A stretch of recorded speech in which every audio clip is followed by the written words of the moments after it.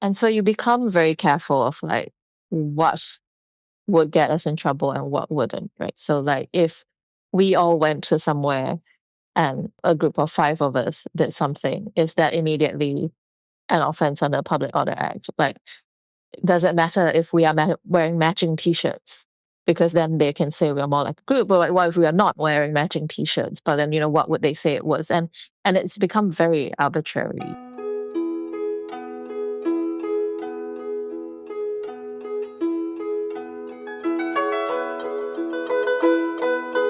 This is Rhyming Chaos, where we interview people who've lived through or studied upheaval and authoritarian rule, and where we seek stories of those who have fought against tyranny and thrived. I'm recording this on January 13, 2026, as the US government's masked goons continue to terrorize and murder people in Minneapolis and around the country.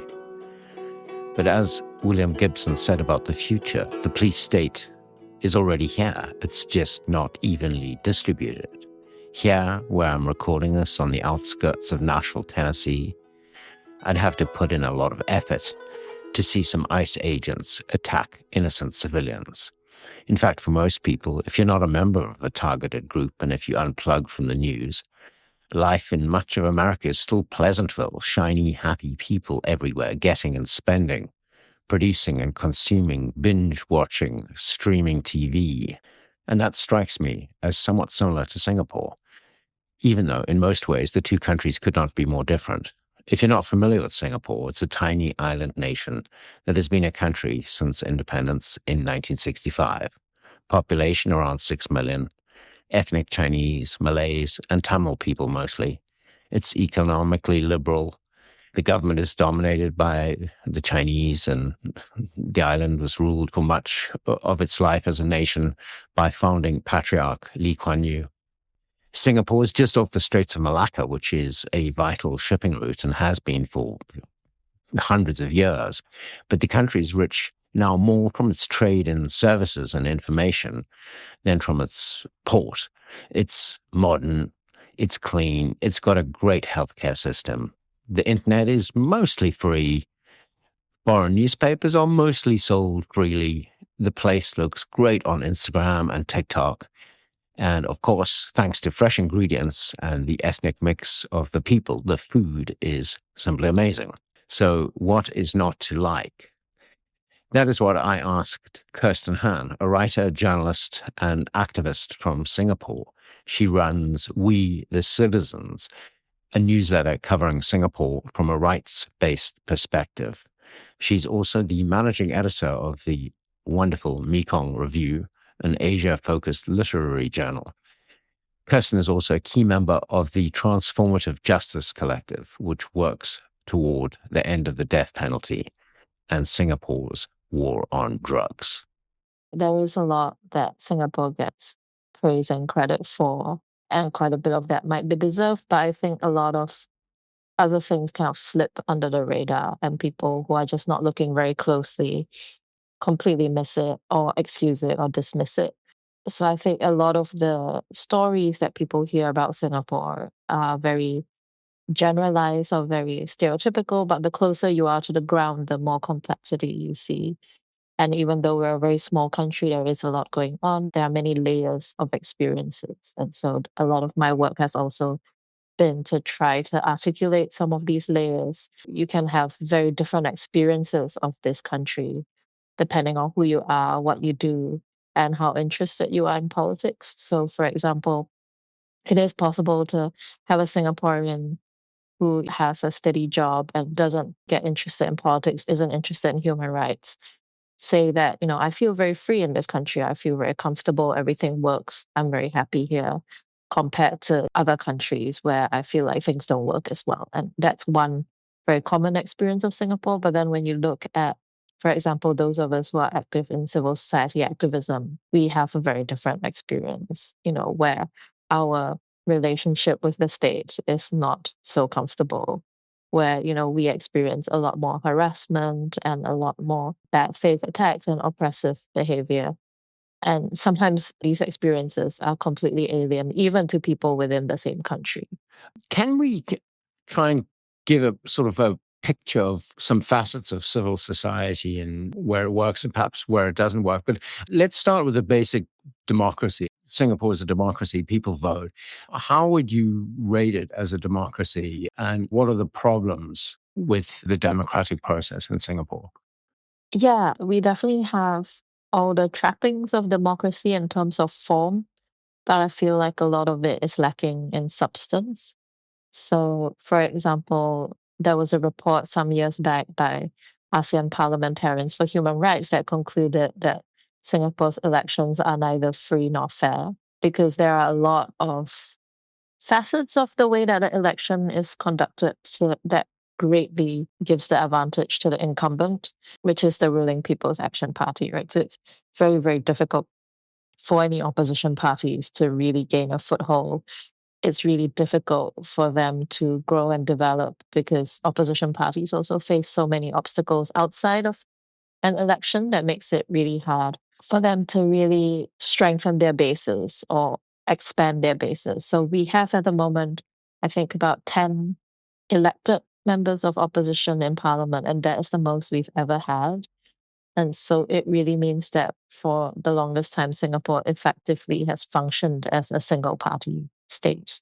And do those opposition politicians, do they face severe obstacles? Are they inhibited or are obstacles put in their way in their quest to get votes?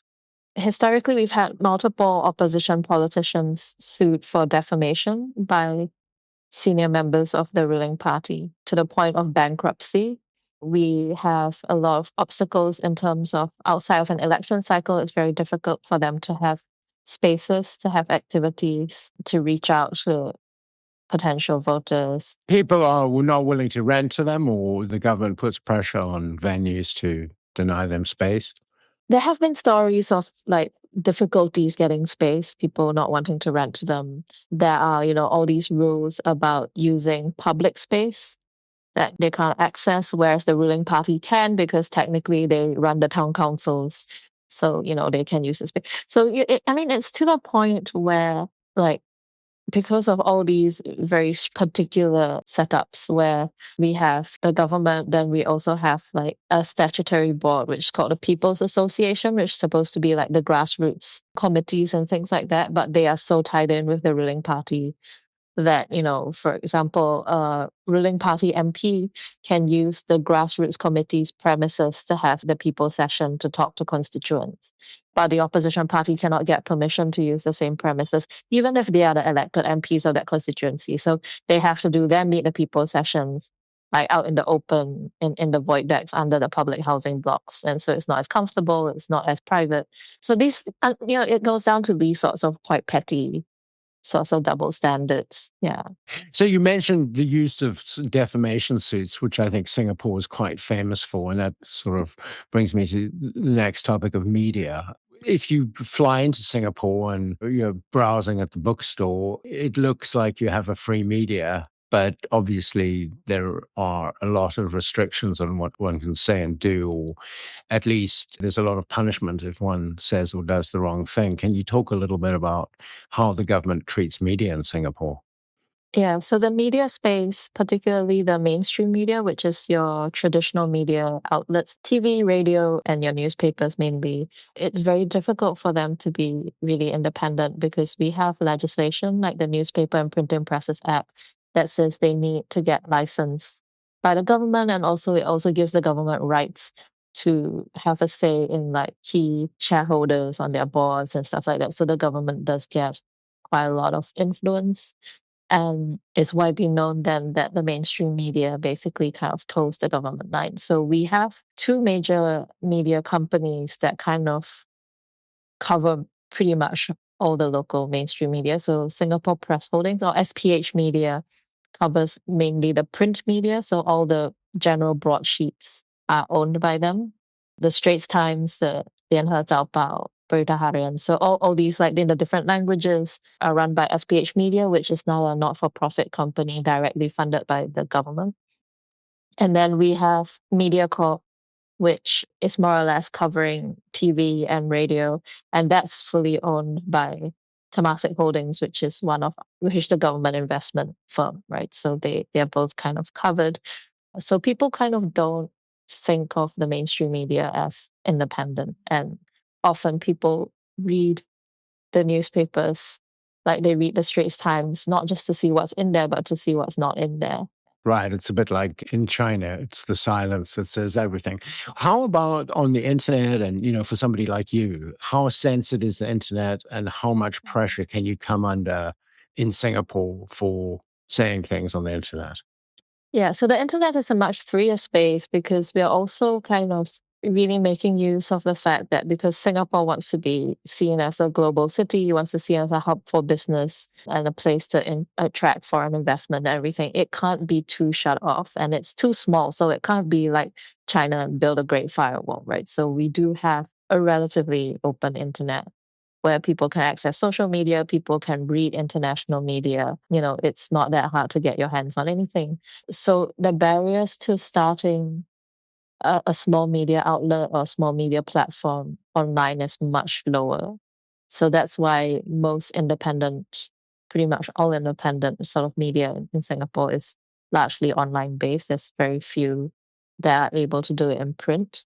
And so we have that space, but it is still like a bit of a minefield to navigate because there is a lot of legislation that you could still fall foul of. Of course, there's the defamation, there's stuff like contempt of court, there's stuff like wounding religious feelings or like inciting ill will between racial groups in Singapore. And then quite prominently, there is legislation that's supposed to be about fighting fake news that the government can issue and demand that you correct things or demand that the tech companies post corrections that they draft. And in some cases, when they feel like people have not complied with their orders, they have blocked the websites.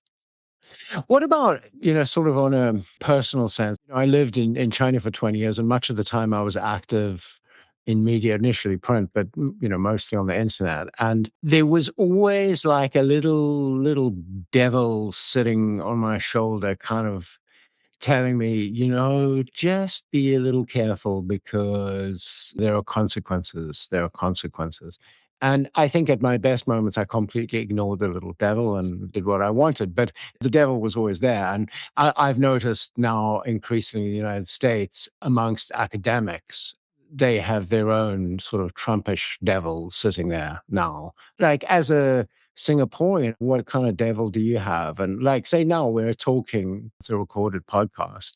Is the devil sitting there? Are you like thinking about it at all? Or put it into perspective for somebody who doesn't know what it's like to be a journalist in Singapore? Yeah, I think it's constant. I think constantly there is. And because of the way that, the sort of policing and harassment happens, that devil has to follow you everywhere because it can really come down to extremely small, pedantic, nitty-gritty things, right? It comes down, in my own experience, it can be a difference between whether you say something is intimidating or something is an act of intimidation. It comes down to, do I say this didn't happen or do I say this person said this didn't happen? And it comes down to all these very small things. So you feel like the margin of error is really small or maybe zero. And so you have to constantly kind of think, right? And the focus on words like that is because the government uses libel law, because that's quite an interesting focus. Yeah, so it could be they could accuse you of like fake news. They could accuse you of contempt of court. They could accuse you of defamation. Sometimes it really comes down to these very pedantic things. Sometimes it just really is very petty, right? So like even, if we're talking about offline spaces, we have a Public Order Act that essentially regulates protests, right? And generally bans protests. So the definition in that law is so broad that technically anything could fall under it. And so you become very careful of like what would get us in trouble and what wouldn't, right? So like if we all went to somewhere and a group of 5 of us did something, is that immediately an offense under the Public Order Act? Like, does it matter if we are wearing matching T-shirts? because then they can say we're more like a group. But what if we are not wearing matching T-shirts? But then, what would they say it was? And it's become very arbitrary. Some activists who pose outside the state courts holding up an A4 piece of paper and pose for a photo was convicted under the Public Order Act for illegal assembly of one person. And during the trial, they played the security footage and he was only there for 15 seconds. Wow. But that was considered an illegal assembly. So then you constantly have to think all these very different little ways that they can get you. The blank paper, was that a sort of reference to the blank paper protests in China?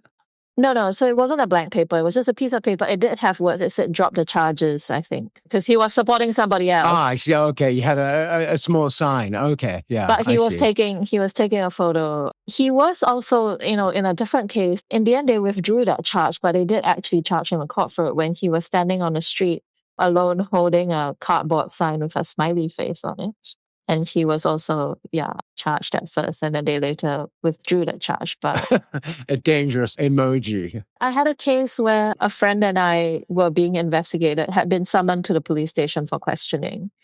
And the two of us showed up wearing T-shirts that had anti-death penalty slogans. So not a matching T-shirt, but both had anti-death penalty slogans. And because we had coffee across the street before walking to the police station, the police decided that potentially that walk across the street, because there's two of us in anti-death penalty slogans, could have constituted an illegal procession. And so they took the shirts off our backs before we could be released from the police station. We had to call a third friend who was waiting for us to go and buy us spare They T-shirts. were going to just let you go without shirts, basically, onto the street. No, they wouldn't let us go until a friend had bought new shirts so that we could change and give them the old shirt. I see. Oh, gosh. I mean, at 2 days later, it came out in the newspaper. Like, they didn't even bother to call and tell us. But that was a Friday, and on Monday, it came out in the newspaper that, the Attorney General's chambers say it wasn't an offense after all. But, the police are entitled to open an investigation to check. I still haven't got the shirt back. It's been 3 years. But, so it could come down to all sorts of I think you can kiss that shirt goodbye. Yeah, I think so. Yeah. So can I ask LGBTQ community in Singapore, what's that like? Because I think that's often also quite a good read into sort of the nature of a repressive country, is how much LGBTQ people are tolerated or repressed.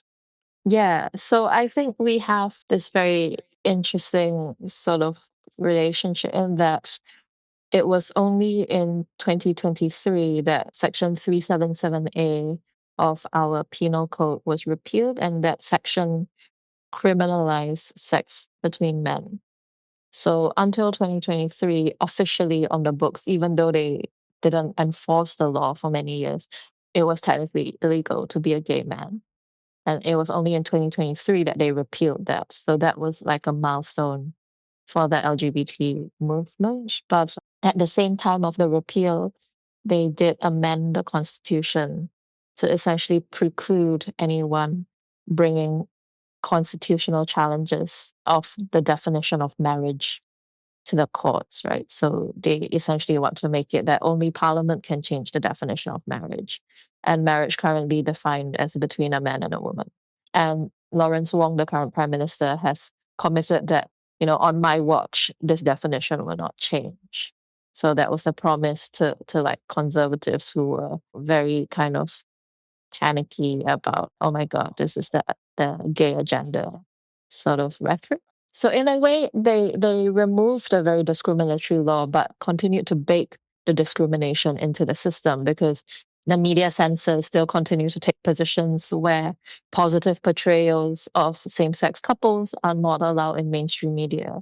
It's still considered a alternative lifestyle under like media codes and regulation.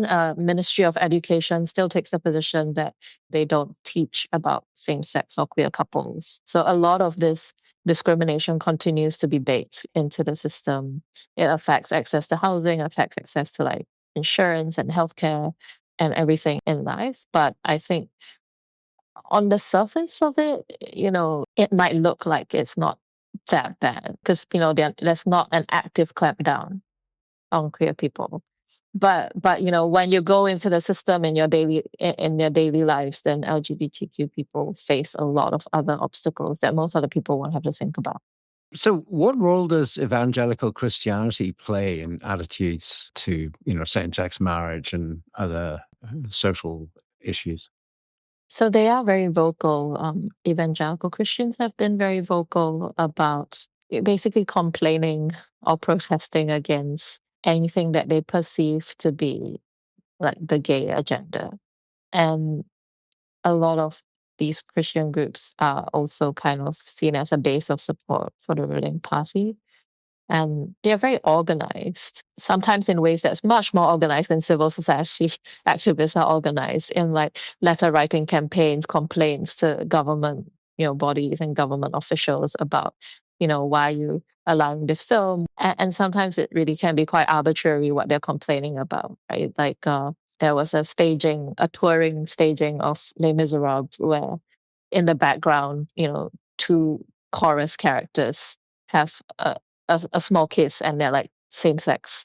And then, that gets an uproar. I mean, I don't know how many people have seen it, and sometimes these talking points are very copied from American Kirsten, churches. I was going to say this. I live in Tennessee, and they're currently the same nut jobs, basically the Tennessee equivalent.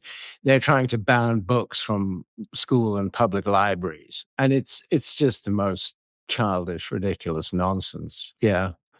Yeah, so we do see that, from time to time. Let's then talk about activism. Can you sort of describe the scene in general? I think you're self-described as an activist. What does that mean in Singapore? And, how do you and your work, how do you fit into the activist scene? Yeah, I think it's a very small scene and it's growing scene, but also one that's constantly trying to learn and rebuild itself. So we've seen, Singapore used to have an extremely politicized and vibrant civil society scene in the 50s and 60s that were very involved in like leftist anti-colonial organizing, against the British, wanting independence of Singapore, wanting self-determination. And that was kind of cut off. In the 60s, we had a big sweep of detention without trial arrests on the grounds that this was like suppressing, that they had to suppress communism.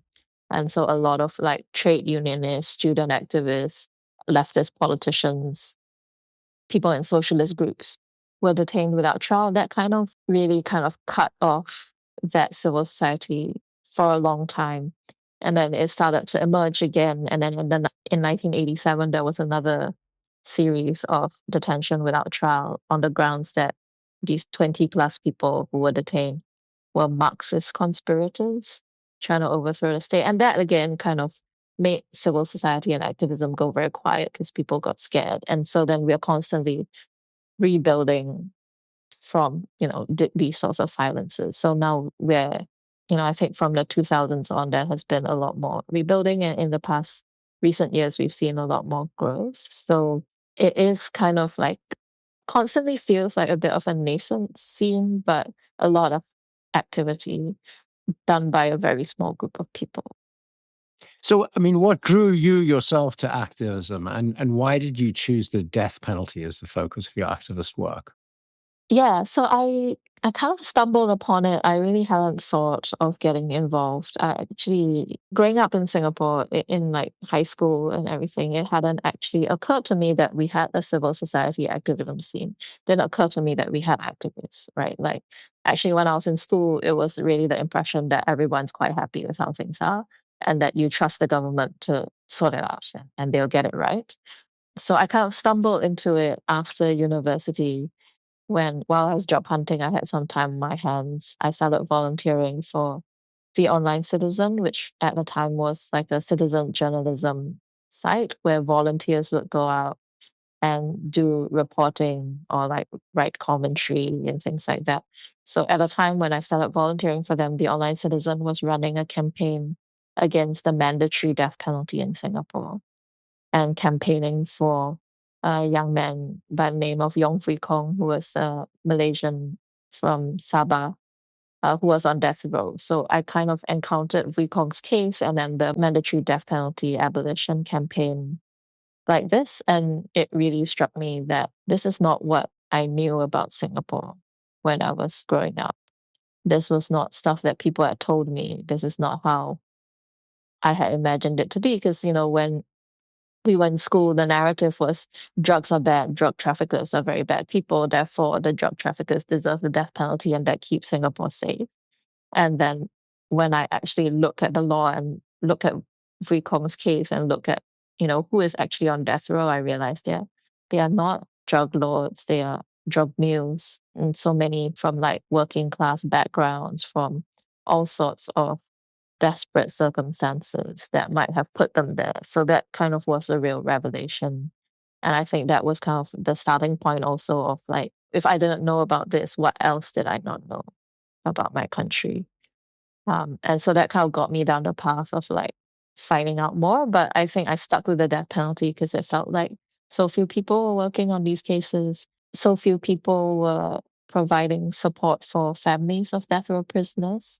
And also just because I started and other families started approaching us, it felt very hard to say, no, I don't do this anymore. So like it kind of snowballed from one family to two families to three families to like 15 years now of working with families. And you're committed to it. You're sort of. Yeah. I do understand it as a lens on society. I think Nelson Mandela said, I'm not sure if it's apocryphal or not, something along the lines of you can only understand a society once you've seen inside its worst prisons. And I suppose that's what you get to do. How popular is the cause you're fighting for? I mean, I know that the government tries to portray your movement as fringe virtue signaling. I'm going to ask you about some other things the government has done. But one thing they do try and push is that the death penalty is actually popular in Singapore. Is that true? And is that, part of your work is to actually talk to people and change their minds about their attitudes, not just fighting the government? Yeah, I think it is true that there is, when you do public opinion surveys, that there is majority support for the death penalty. And that's what the surveys show. And I don't think it's surprising because if, like, all these issues are interlinked, right? We had talked about media freedom. And because we lack media freedom, then you're talking about people having like generations of reading in the media. The only narrative that they read about the death penalty is that it's good for us, it keeps us safe, and it's working. So then when the government then turns around and surveys people and go, do you think it's good and it's working? People say, yeah, it's good and it's working because, it's just a circle now, right, at this point. But I think when we do engage with people more closely, I tend to, at least anecdotally, tend to find that people are what they actually support is their idea of the status quo, right? So they're like, it seems to be going okay now. The government says that the death penalty is effective, and I trust the government. I'm happy for them to continue what they're doing. Because when I ask people, like, how would you feel if the government abolished the death penalty? They don't mind either. They're kind of like, oh, yeah, I'm sure they'll have their reasons for abolishing. So I feel like very few people I meet are actually really pro death penalty. They're just in favor of the status quo. They're just like, whatever, I'm sure the government has reasons for what they're doing. So I often find that people who on the surface might seem pro-death penalty are not really pro-death penalty. But people in Singapore who are anti-death penalty really are, because it takes something, right, to take that position rather than just go with the flow. So why do you think the government is so convinced that death penalty is the only way to do it? I think particularly bearing in mind that, compared to, say, the United States, Singapore is a relatively easy place to police if you want to keep drugs out. I mean, it's surrounded by sea. Okay, the little boats can get in and out, but I mean, it's a small place. It's not a continental-sized place where you simply can't just track what everybody's doing. So what's behind their insistence and, from what I read, apparent absolute lack of interest in even debating an end to the death penalty? So a lot of our debate around the death penalty is actually a debate around drug policy because the death penalty is so overwhelmingly used in drug cases. So there are three main categories that they use the death penalty on, which is drugs, murder, and firearms. And murder and firearms cases are very rare. Like, it's very rare to see someone on death row for murder or firearms trafficking or firearms offenses. So most people are on death row because of drug trafficking, or what the law defines as drug trafficking. I think right now, everybody on death row, which is about 30, 40 people, are there because of drug offenses, right? Non-violent drug offenses.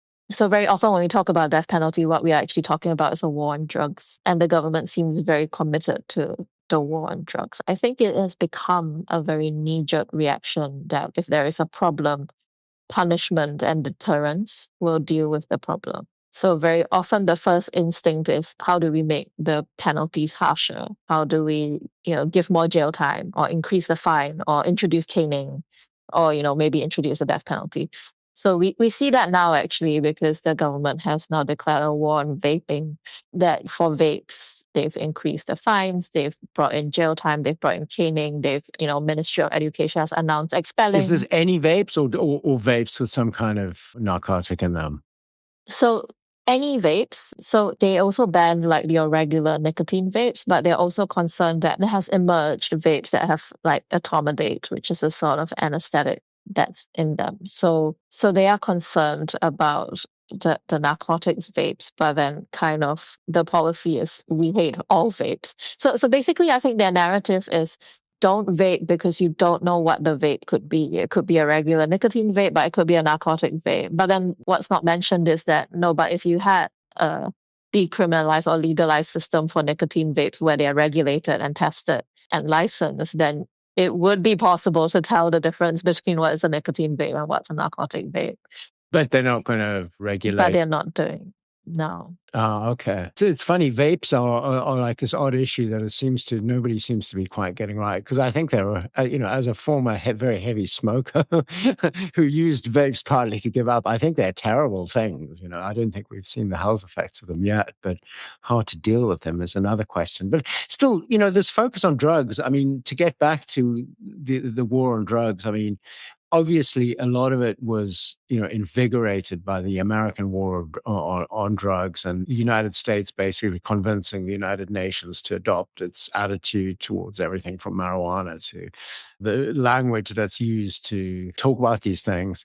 Is there also something sort of related to the heavily Chinese nature of Singapore, sort of historical memory of the terrible way China was during the period of British colonization when there were a lot of opium addicts? Because certainly in China itself, that is the justification you hear explicitly from the government why they have a very intolerant approach to drugs.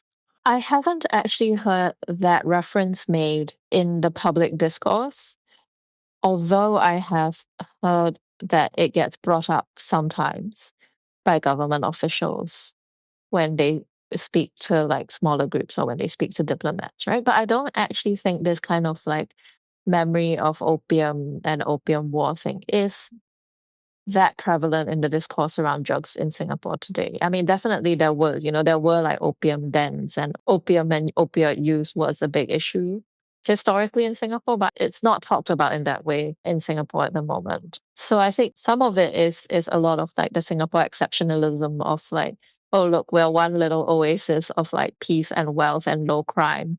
And like, the rest of Southeast Asia is very messy. There's a golden triangle, like lots of drugs being manufactured and trafficked over there.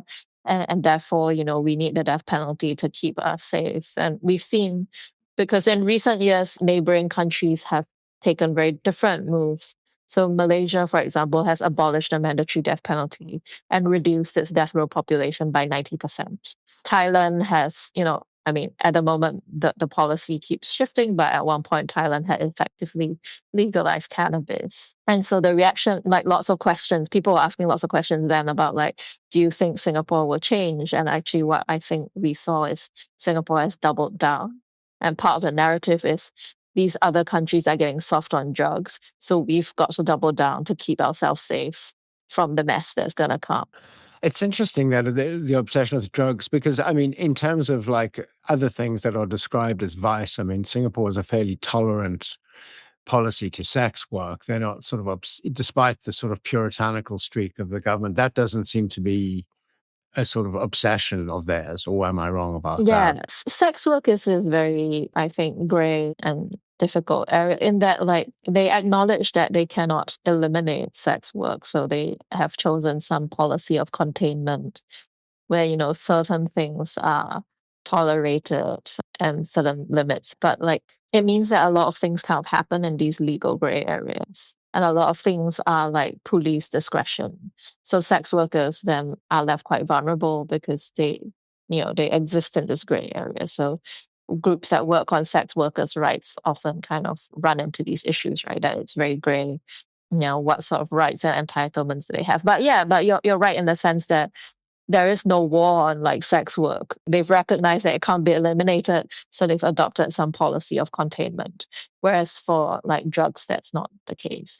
That the narrative is still war on drugs as if elimination is possible, but of course, never achieving elimination. We've had the death penalty for drugs since 1975, and just hundreds have been executed, and still the drugs come.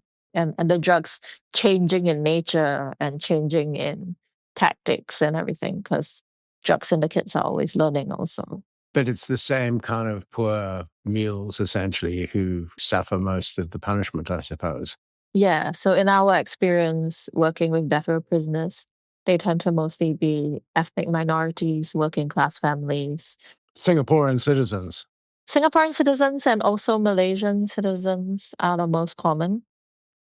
Because very often they are catching people crossing the causeway from Malaysia to Singapore. Can it be lonely doing what you're doing?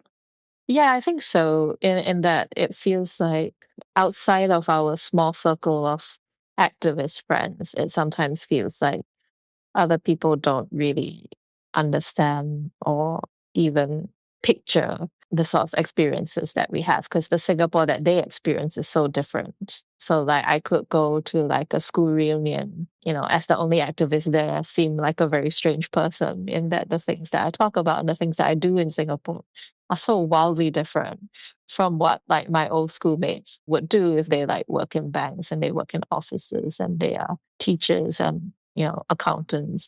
So like it's such a different world often it feels. And sometimes it doesn't feel like people fully understand, but also I think it's worse when it's fine if they don't understand because it's not something they've seen or experienced. But I think it gets harder when it's not understood and then also seen as you are creating trouble.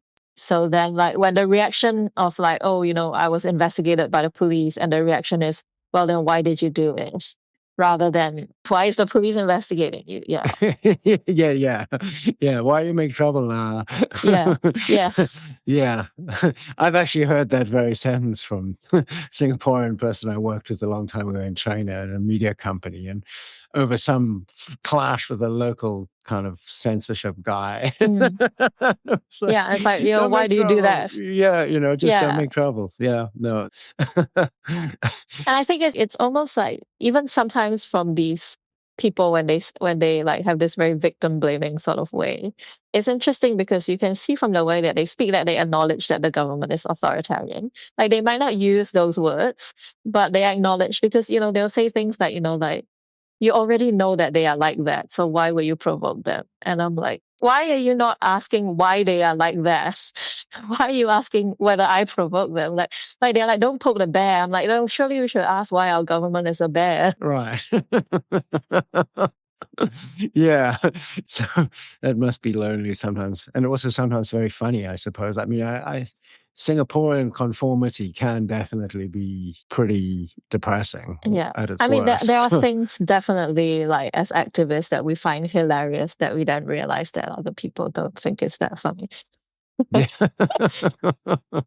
Yeah, you must look on the streets and you kind of see a whole different reality from the people around you, like superimposed on what they're seeing, or with a layer removed, maybe is more accurate.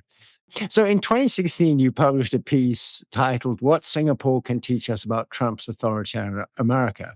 And our mutual friend, Jeff Wasserstrom, recommended it to me. And when I clicked through on it, I at first thought it had just been written, because judging from the title, but it was from 2016. And I'm sure you'll agree, in December 2025, things are probably worse than you'd imagined back then, or certainly for me. It's definitely much worse than what I had even been picturing when I was writing that. Yeah. Now you're going to have to write a piece titled "What Trump's Authoritarian America Can Teach Us About Singapore," I think. But anyway, in that piece, you write authoritarianism isn't just about show trials or disappearing dissidents. It's about the gradual consolidation of power through the erosion of democratic institutions and processes, the reduction of transparency, and the increase of conflicts of interest.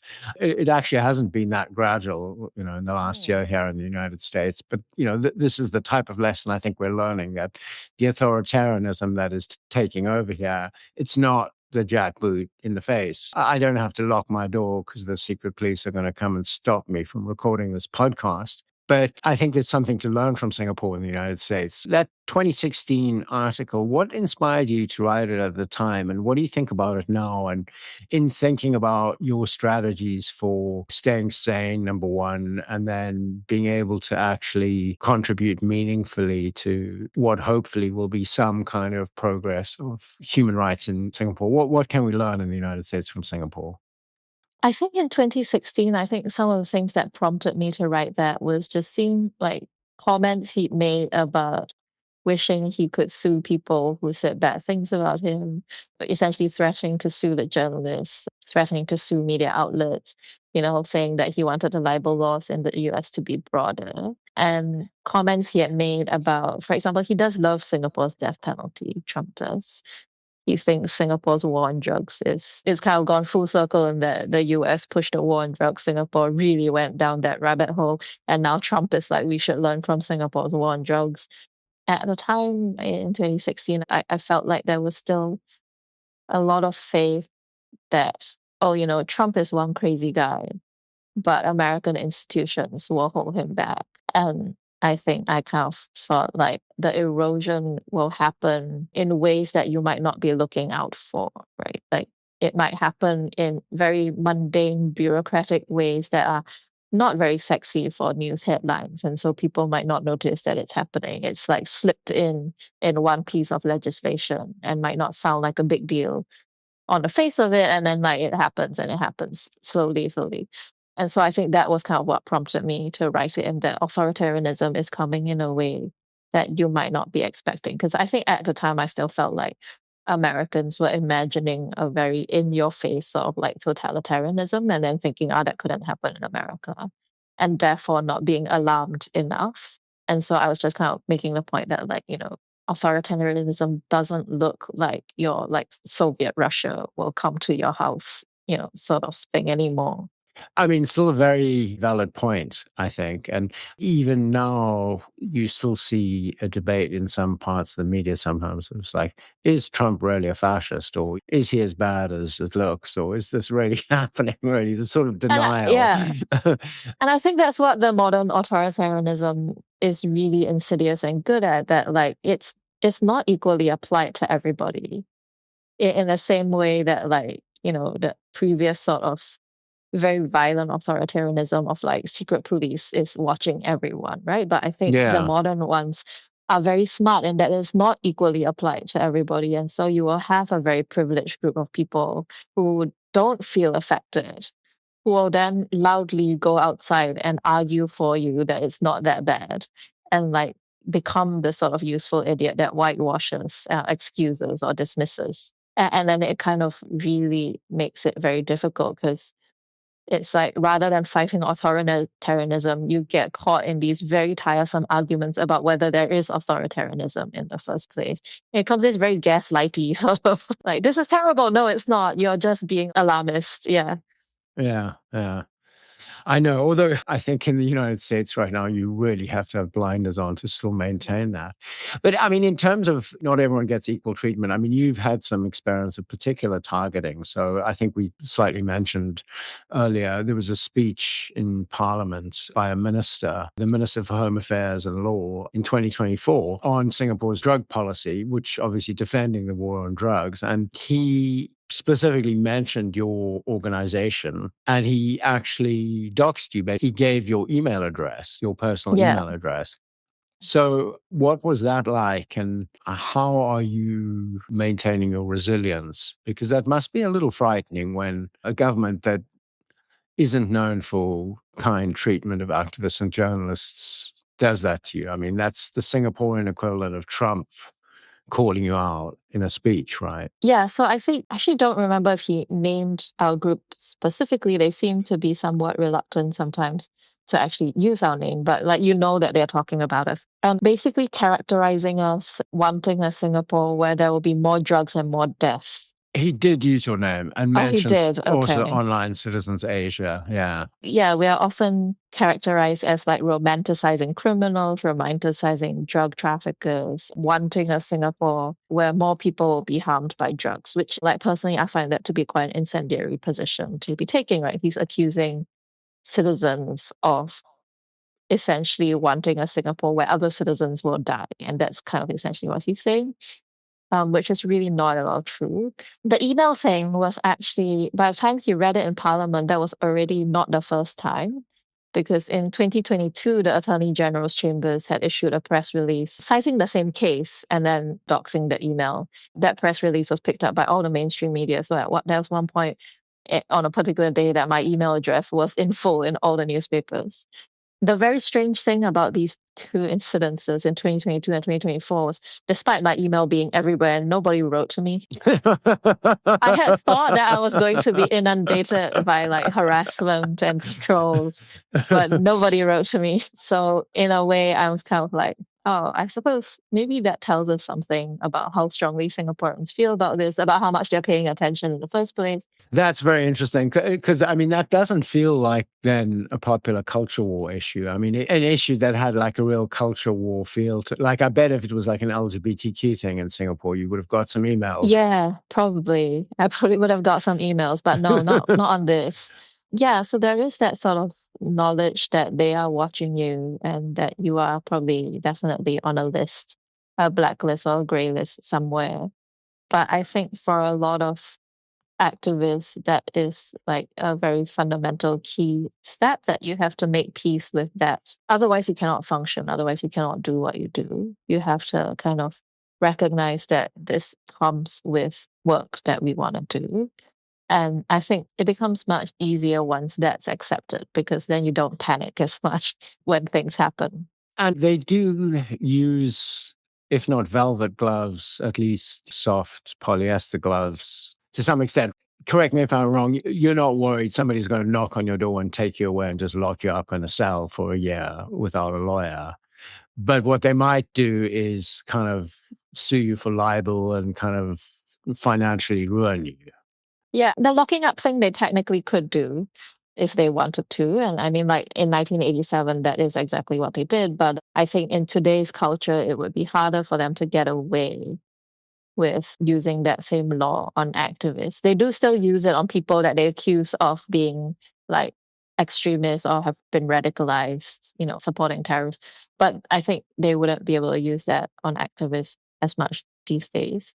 So I don't worry about that necessarily. I think unlike activists and journalists in other countries within this region or around the world, I don't worry about like being killed, that sort of physical violence. And so, we still kind of have a sense that there is some boundary or limit beyond which they are very reluctant to go because it would look very bad. It would damage international reputation, or just for whatever reason they don't want. Like there is a cost benefit analysis to how they want to contain and oppress and like control things, right? They don't want it to look too bad because they're also trying to cultivate an image of Singapore being a good place for you to come here, open your companies, do business, what have you. So that there is some limit that they might not go to. So we have to kind of learn what these boundaries are and how we can operate within them. Yeah, that does impose certain limits that countries like China and Russia and the United States don't have, where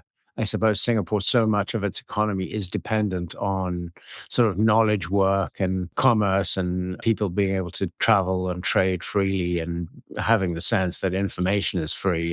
It does impose restraints, which is a good thing. That's what the neoliberal economists told us it was supposed to do. So maybe it was working to some extent. Yeah, I don't think like the open market brings democracy like they used to believe, but definitely we are not like China in that. Like China seems, because of its size, because of how everyone wants to do business in China, China has just been able to brazen out a lot of abuses. Singapore doesn't have the capital to do that. Right. And I mean, the United States too does. I mean, imagine if Singapore just blew up like 19 Indonesians on a boat because they accused them of being drug dealers, which perhaps some in the Singaporean justice system would love to do. But I mean, Singapore wouldn't be able to do that. The Trump government is doing that without any negative consequences at all. So the size is something.